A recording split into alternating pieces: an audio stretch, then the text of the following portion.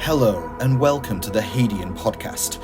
I am your host, Matt Hadfield, and I am joined today by the collaborative team responsible for bringing forth a fascinating linguistic and artistic exploration of an emergent and rejuvenating Goetic practice, which has been bound to ink and pages to form the book that they have named Goetic Atavisms. Breaking new ground with the exploration of magic outside the bounds of convention and returning us to something primal, something raw which has always been within grasp but has remained hidden in plain sight. I am very happy to introduce then Frater Acher, author of several books on the subject of Goetia, such as Holy Heretics, Ingenium, and Goetic Common Sense. We are also joined by poet, sorcerer, and essayist Slee, who focuses on the intersection between myth, magic, and disability, and by José Gabriel, the inspired artist and author of the acclaimed title Iao, a graphic exploration of Orphite iconography. So, hello everyone, I hope you're all well. Would you like to introduce yourselves to our audience? Lovely, thank you. Thanks for the invitation. I'm Frater Acher. I've been doing magic practically for probably the last 22 years or so. And for the last 12 years or so, really under the guidance of my holy daimon without a teacher or so really the path of the lone practitioner. I've written a couple of books, and at the moment, together with Craig and Jose, we're digging into this thing that we call Goetic Atavisms. Thanks for the call. Okay, Craig, could you introduce yourself? I think, I am roughly around 22 years as well. I'm, amongst other things, a disabled wheelchair user who also is interested in the relations of landscape, disability, myth and magic. And I have a leaning towards the various spirits and landscape entities that have been honored and interacted with in my local area of Lancaster, site of the infamous 1612 Pendle witch trials. Oh, very good, very good. And Jose, could you introduce yourself? Yeah, sure. Thank you so much for having me here also. I am an artist, first of all, and also an art historian. So I'm sort of both a practicing artist, but also an academic, sort of. More and more, but there we go. I do art history mostly of the Renaissance and Baroque periods in relation to the colonial Andes, so also Peru, because I'm from Peru. And also I'm very interested in the comparative study of religion and, of course, the problematic border between religion and magic, as you can tell. So that's why we've been working intensely with Frater, among other things, and so I'm very happy to be in this team. Excellent, thank you. All right, well, I suppose my first big question for you guys then is, let's see, so after the ideas of the late J. Stratton Kent and his benchmark text, Encyclopedia Goetica, has spent over a decade or so now permeating into our culture, our ideas of what Goetia has transformed quite radically from being simply the title of a rather popular grimoire into a reclamation of an ancient form of magic that predates the polis. Perhaps we could even say that it's a reclamation of the undercurrents that remain within the magical traditions of Northern Africa, the Near East, and Europe that have survived now for some 2,000 years. In your opinion, then, how would you go about describing what Goetia is to potentially to an audience that has never really heard of this concept? Jose, Craig, can I take a stab at that? So rather than a straightforward answer, I'd suggest let's go on a tiny thought experiment. Let's kind of teleport us back into the time 500 before Christ, somewhere near to, but certainly not in one of the Greek polises, the communities. And we're sitting on a hilltop, watching down. It's relatively cold for the time of the year. We're all by ourselves. We're not part of any cult. We're not part of any formed religion. We're a foreigner to the country. we had a couple of teachers, and they claimed that they would come from North Africa or maybe from the eastern part of nowadays Turkey, and all that they taught us about magic happened orally without any kind of tools, really. And so here we are sitting on this hilltop. We just kind of wandered south from Turkey, ended up in this Greek environment, and the night is coming in, and we're trying to make a living, trying to survive, and all that we have is maybe, I don't know, satchel of bones, a knife, and some herbs. And to me, that's the setting for practicing some really good and solid and proper Goetia, meaning it happens outside official cults. You do it all by yourself, and you're guided by the landscape, the nature around you, of which you essentially consider yourself an integral part of. And a lot of what Jake Stratton Kent and Geosophia and the other books then extracted about the original term Goetia, that really comes from a social perspective. That really comes from the perspective of the people who weren't on the hill with you alone. It comes from the people who were down in the village looking up to that guy and saying, that's an uncanny folk, doesn't want to be in our cult, doesn't want to, comply in this social experience. The outsider. Totally the outsider, foreigner, and someone unruly. We've invited him in 3 times and neglected, rejected. So, this Goetic term carries these social notions or associations of being an outsider, being outside of the cults, standing by yourself, practicing alone, being somewhat heretical, and working with something that doesn't need books, that doesn't need a lineage, that doesn't need tradition, that you can extract and immerse yourself into from the land that you're in. It doesn't matter whether you're on a ship on the ocean or whether you're on a mountaintop, but it is always at your fingertips. So that, I think, to me, is a starting point for Goetia and how we're trying to portray it or make it accessible, whether that's in text or in visual art or whichever form. And so how important is it today to remain part of that outsider mentality? Is that necessary? This is the question that is important, because the ideas of inside and outside, you mentioned the polis as the city state, right? And that Jake sort of elucidated in Geosophia. And there is this idea that the outsider never moves into the city, never influences the city, or in any way is influenced by the city. And quite frankly, yes, there would be the guy on the mountaintop or the person on the mountaintop. There would also be the person who would descend into the caves, right, into the mountain. And likewise, there is every possibility that the goers would walk into the city or would experience the city in a different way, right?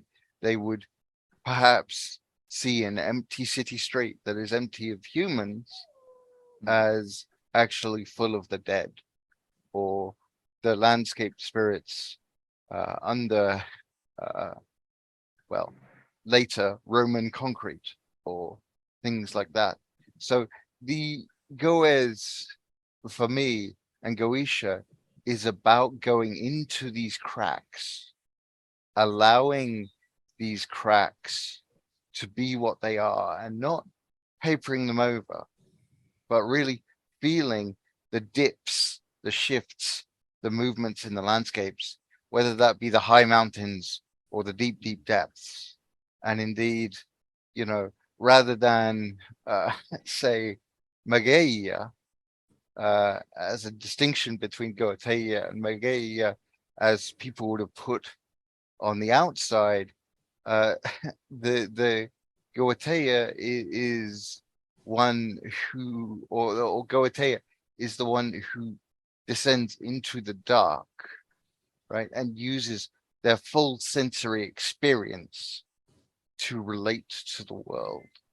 So in that context, it's about finding the strange in the familiar, right? So it's about becoming, in a sense, the stranger in the most familiar places. Because then if you are the stranger and you're estranged from yourselves, you see things in a new way. You see things in a way that others might miss. And that is, to my mind, kind of a gateway to seeing things in a more animistic fashion. And so how would this alternative way of perceiving the world cross over with, say, art when engaging with this form of spiritual practice? I would say, and I hesitate to make definitive answers on any of this, but I would say that art arises from sensing the world and responding to it, right? So Austin Spare, I say it in the book, Austin Spare draws, artists draw, right? That's an English word, but what it actually means, if you take draw outside of just using a pencil, is bringing to you. You create conditions for yourself to relate and draw presences close to you. And in that presence, you achieve a kind of knowledge, a propositional knowledge, an intimate sensual knowledge. So when Acher says, you know, that in this image, they were taught by their teachers orally, it's an intimate knowledge. It's not an intellectual knowledge.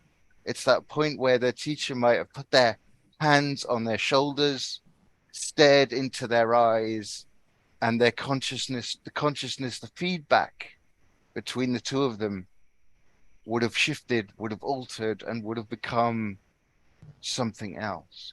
You would have achieved a gnosis in that sense, or a noetic reality, rather than an intellectual constructed one that perhaps we might think of as Western philosophy. And indeed, there are some writers and authors who Jake mentions in the footnotes of Geosophia, who suggest that philosophy in its one of its root pre-Socratic forms was literally descending into the earth, having noetic experience, and then coming back up and telling the world, you know, what these noetic experiences mean about the daily life.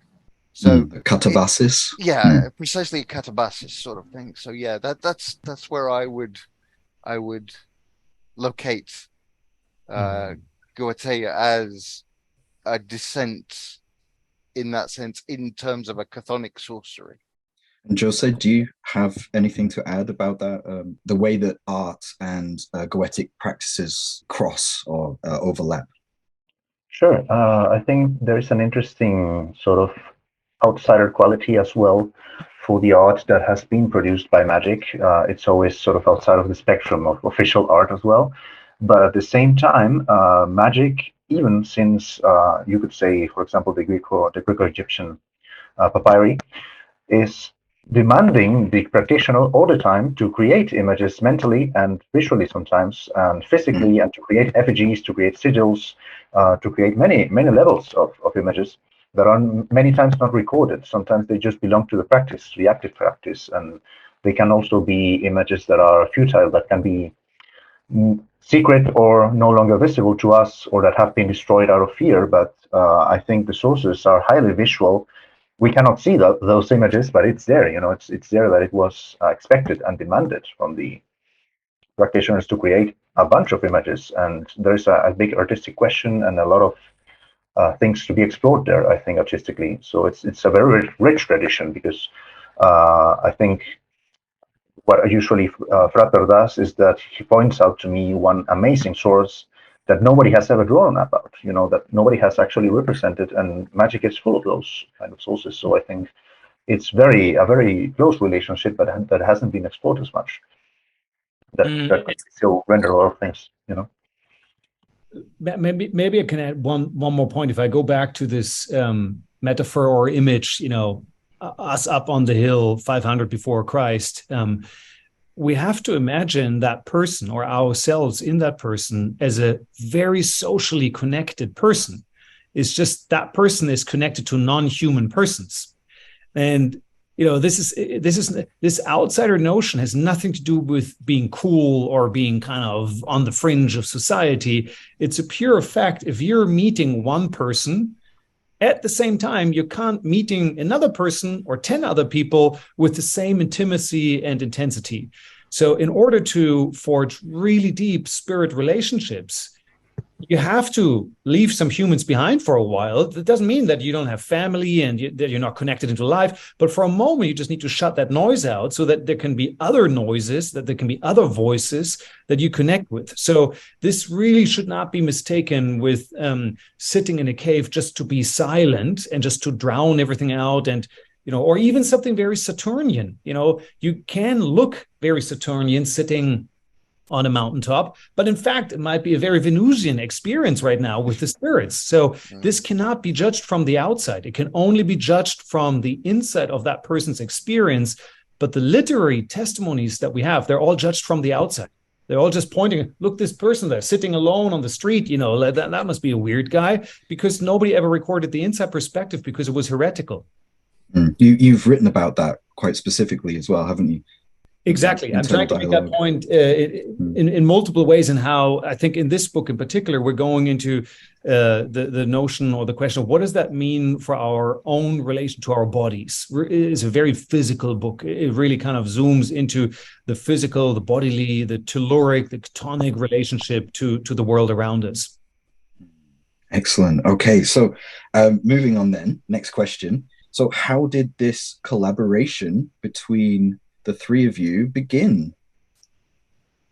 Yeah, so maybe Jose and I, right? We've been working together now for good chunk of time. I don't think it's 10 years yet, but almost probably, Jose. And I'll just grab onto his time as much as I can, whichever opportunity I have to get some of his amazing drawings, I'll definitely use that. So I'm always delighted when your busy schedule permits doing some of the artwork, and you've been super gracious in helping me out and illustrating the works. We've just launched the Holy Diamond book, with really excellent, stunning illustrations of yours. And now, the Goetic Atavism is coming forth. So that was fantastic. And Craig and I, we've known each other for a good while now because of the book review platform that I run, Paralibrum, together with Frater Acher. And Craig was kind enough to contribute really outstanding book reviews, to me, otherworldly, like just as valuable as the books themselves. And so at some point, Craig and I connected, and I was just trying to find ways to for you to write a book and say, what would it take for you to write something longer? Yeah. And I think that was, it was your idea, because, I struggle with sort of containing this, because there's so many ways that we could explore this. So I was often sort of going, I don't know which to say first. So having a back and forth, a relation between the two of us was one of the key things that formed this book, where I would give you, I think you shared some text with me, and then I shared a couple of texts with you, and then the response was, wow, we should do this as a conversation. We should do this as two people relating to each other's texts, each other's experiences as we've explicated them in the text. And it became a rhythmic call and response, where I think we both found that, well, we're from completely different groundings and locations, because obviously you're where you are and I'm where I am, in different countries with different landscapes, with different spirits. There is an connective root tissue that moves through the underworld beneath the surface of these apparently, and definitely not just apparently, but these different places. There is a connectivity, a kind of shared overlap, imbrication, entanglement, so on and so forth. And so the relationship we had with the text together was this kind of weaving that I really do think comes through in the book. Even while we might not agree or disagree or take different pathways, there is still this, moment where like, I see you, I feel you, And you mentioned Spare before. For our listeners who don't know who Austin Osman Spare is, perhaps Jose, do you have anything to say about him? Maybe how did his artwork, for instance, inspire you in this text? I'm really not the best Spare connoisseur. Like, I really wish I would have delved deeper into him. But certainly he's one of the most important, you could say, occult artists, if there is such a label, such a thing you can say. I think Spare is the one, pretty much. And he actually works with both creation sigils and also automatic drawings to a certain degree, which is very interesting how he actually deconstructs his own visual ideas. I think it's really interesting, but I actually haven't delved enough into Spare as I would like.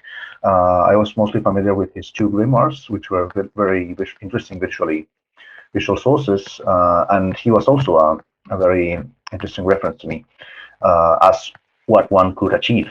But in fact, my style hasn't been that influenced by him. So maybe you can compliment on that direction, Acher. Can I ask a question, Jose? When I look at Spare's drawings, to me, they're somewhere between just being alive, enchanted, but they're also a slap into the face of my fantasy. It just really expands how I can think about visual depictions of magic. And that actually, to me, is the same when I look at your art. It kind of knocks me off center in how I imagine, iconographically, visually, the world. When you set out, to draw what you draw, and we've bounced some emails around about, what kind of aspects of the text maybe to illustrate, but it was very loose. So when you sit down and you pick up the pencil or the ink, how do you go about letting your imagination run wild? How does that work for you? I actually identify motifs. So actually, a very recognizable motif that sticks in your mind, and you can sort of develop around it. And I'm way more familiar actually with William Blake, and I think it was very interesting that what he said regarding visions in that regard, because he said most people who don't have visions think that visions are sort of like vapor, undefined things, vaporous, undefined phantasms, so to speak, when actually they are extremely defined in details. And that's how he mentions that he experienced that. And to me, what I try to be is to actually communicate that obsessive detail, maybe, that it actually envisions, like when you actually experience or see those semblances.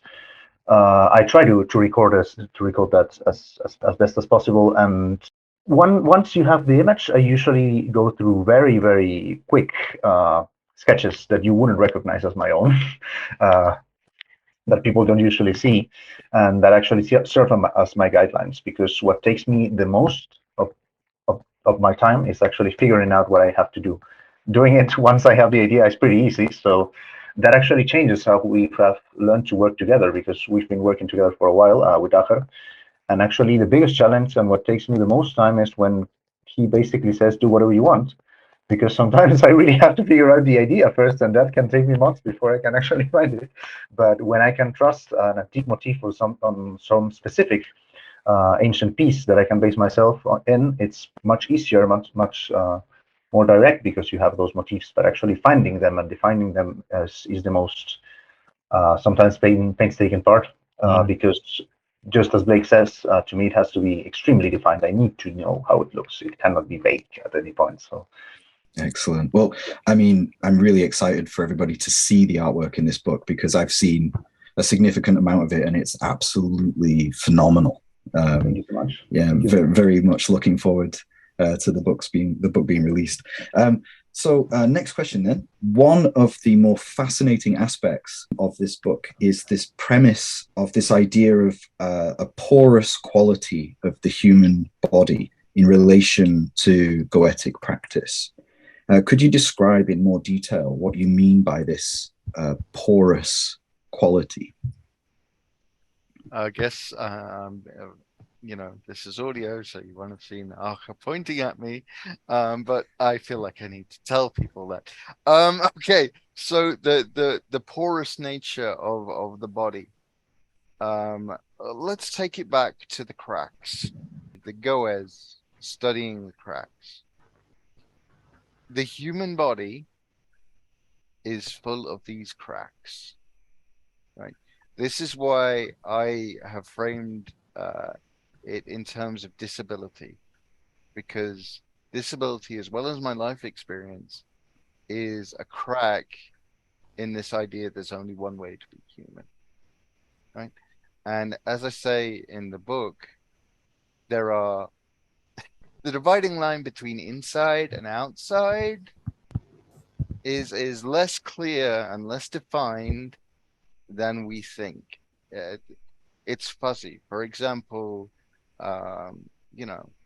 imagine you have been sick from one particular bacteria or virus or cold or something, and they've given you some antibiotics. Those antibiotics, they utterly nuke most of the bacteria in your gut, right? And you have unpleasant side effects from that. But ultimately, because your gut bacteria has been shifted and changed, you feel a certain way. And how you feel about that also affects how you show up in the world, right? And that's just a basic inside-outside idea. Now think about the times where we have been in a difficult situation where we're feeling stressed and our bodies are tense. If our bodies are tense, we move differently to how we do when we're relaxed. That also influences how we think and how we feel. If we've ever been hangry when we haven't, had some lunch and our blood sugar's low, that affects that. So this idea of the skin as a barrier is something, and the body as a distinct entity from the outside is something that I really wanted to trouble, because the key point with the skin is there's so many pores in the skin where we sweat, we leak pheromones, which we can't actively smell, but other creatures can. And likewise, there are bacteria living in our pores, microorganisms like tiny, tiny bugs that live on our skin. So the ideas of inside and outside start to become blurry. And because of that, it means that our environments have influence over our internal lives. So a mountain can reach inside of us. The experience of a mountain can change who we are inside. All these objects that we think are inanimate and don't have influence upon and through us actively do. And the way we do that is by looking at the cracks in the human. We look at where there are cracks in the walls, the insulation of who we are. And in doing so, by attending to those cracks, we become more sensitive. So there's a difference between what I call sensing and sense making. We look at a tree and the usual consciousness says, that's a tree. That's okay. It's filed away. We know what a tree is. But as artists and magicians, if we encounter a tree and really sit with it, we start to notice things beyond that filing cabinet, beyond that immediate reaction. And so refusing that initial yeah, that's just that, is almost akin to the idea of saying, oh yeah, that's outside, it doesn't affect me. And likewise, oh, it's just an internal thing, it doesn't affect the, outside world. Because that's not true. And that is common sense. That is, to use the phrase we've used, Goetic common sense. So it's sort of breaking down this the barrier of the self in relation to the environment and nature entirely. And I mean, most people, I imagine, feel completely separate from nature, whereas what we're talking about is being completely interwoven into nature. That's right. I can give maybe a practical example. Many of the spirits that I work with intimately, and that I've known for some time, would put things into my body of a certain color, of a certain vibration, that begin to unfold and disseminate into my body when the actual spirit contact is gone, when I'm actually back into my mundane consciousness again. Now, think of a flute that doesn't know that somebody's playing the flute. Think of a flute that thinks, just because I'm a flute, I can produce all these sounds, and I don't really know. Some days I feel like this sound, and other days I feel like that sound. But the flute has no concept that there's actually someone holding the flute, breathing into it, and through the movements of their fingers, creating certain sounds. Wouldn't it be great if the flute could speak, could relate to, could connect with the person that's playing the flute? That gives you an idea. This is kind of it's a bad example because it's one way, right? But maybe even become conscious of the fact that it's music that's being produced. Exactly. Yeah. If you now look at a forest and take this example of the flute and someone playing the flute, and suddenly what you see is an orchestra. It's a choir, of different beings taking different positions to do different things. And you can only begin to hear these sounds, this orchestra, if you give up your isolated sense of self, that you think you're the spectator, that you're not connected. The flute needs to become comfortable with the idea that somebody's breathing into it and actually touching it all the time. It's very intimate, it's very, very without boundaries. I absolutely love that idea. It's very, very beautiful. Yeah. Let's see. Next question then. So well, it's kind of continuing on, but like, is this the primary goal of the book, to convey this concept? I would say the primary book, and Craig and I were reflecting upon that. I think, at least on my end, the more I think about this book, the more radical it becomes to me in its aspiration. And I'm not sure it started out that radical really originally, but to me, this book is the beginning of possibly a few books that you should be able to read without any other prior magical material. You just start out with this thing. And I'm saying this not because the book itself is so awesome. I'm saying this because this book doesn't assume that you know anything, or that you can do anything, or that you have invested into anything, that you have a temple at home or whatever. It could, if you wanted to, teach you how to do this Goetic form of magic while you sit at a street corner, or while you're in Tesco's, or whatever shop. So from that angle, I think it is a rather radical book. It can totally stand by itself, and we begin by bringing you back into your body. In the body, all the demons and spirits are already there. They're all there. You don't need to conjure anything. They're all here. And again, the flute waking up to being played, that is much of the trick. Very all-pervasive idea in mysticism and many forms of mysticism, not to say all, that the body has to be involved. In practice, even if the form of spirituality is dualistic, the involvement of the body, what the Jesuits call the spiritual exercises, is always there. When it comes to mystics, it's inescapable, and that's why it's not about the material body always, but there is this idea developed in many traditions of, you could say, spiritual body, what one could say in this case, or well, there are many names for that idea, but the notion that there is a shift of bodily consciousness, one could say, in those sort of exercises. I think that's in this case a good example of that also. Yeah, Mm. I think as well that what Jose says there is important, because I mean we quote, or I quote, Walter J. Hanegraaff, academic historian of Western esotericism, and he and I'm going to mangle the quote now that I've thought of it, but altered states of consciousness bring altered states of knowledge, and one of the key points, one of the goals we have, or we seem to have made manifest in this book, from my point of view, is this idea that this isn't something that you just,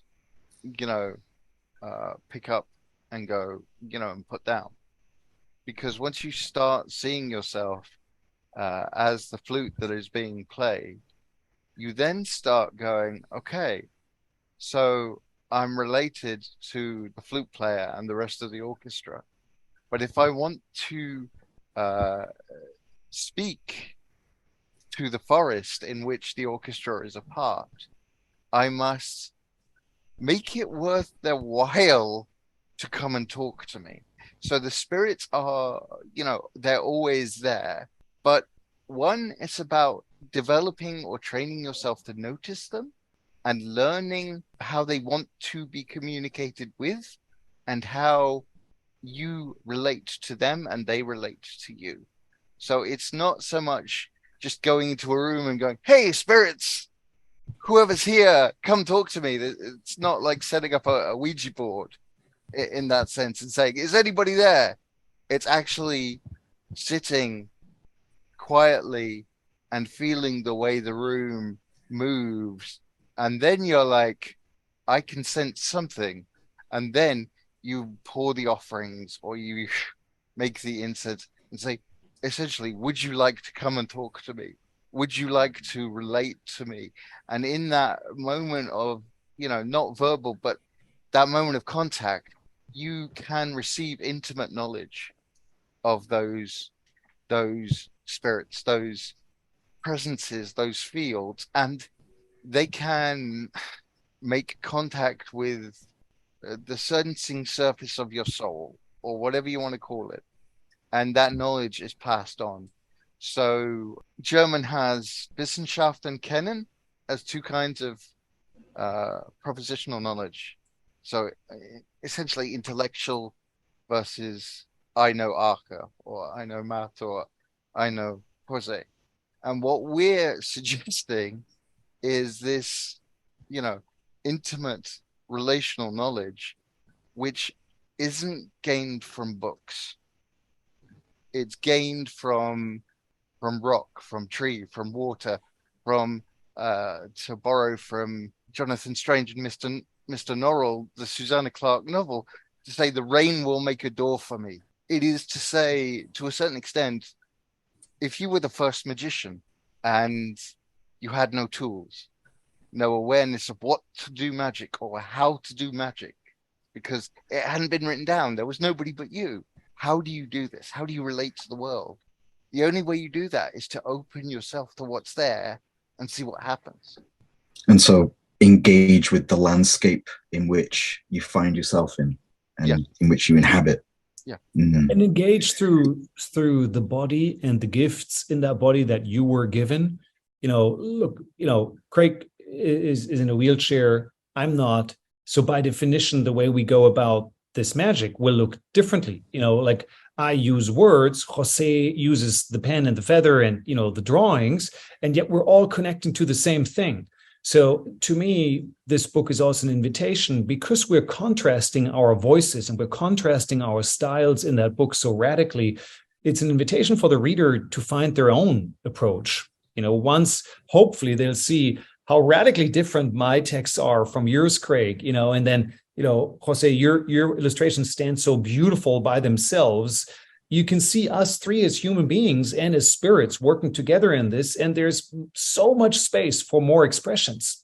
So never imitate, or only imitate for a short moment to learn something, and then stride out on your path. One person, one path. Excellent. And how do you see this concept influencing the current magical landscape of occulture, if that's what you want to call it? I think, I don't know whether I can really be so bold to say, oh my God, this book will change things. I don't even know whether people will read it or just put it on the shelf or not even buy it. But in principle, when you go back even to Egyptian times, there was always an exploitative notion that commingled with the idea of magic to use or possibly abuse magic as a means to counteract crisis. That always existed. It didn't exist in isolation. There were also other forms, more devotional forms, more sacred forms of working with magic. But that stream was always there. Okay, let tell me how the next war will, kind of play about, help me, get healthy again. It was I, human, have a problem. You, spirits, help me so that my agenda is being fulfilled. I would say if you do the magic well that we're advocating for in this book, you're actually inducing crisis in your life. You're actually bringing about more crisis. Yeah. You'll lose some control. You'll go a little mad. You'll be in an ocean of ambiguity.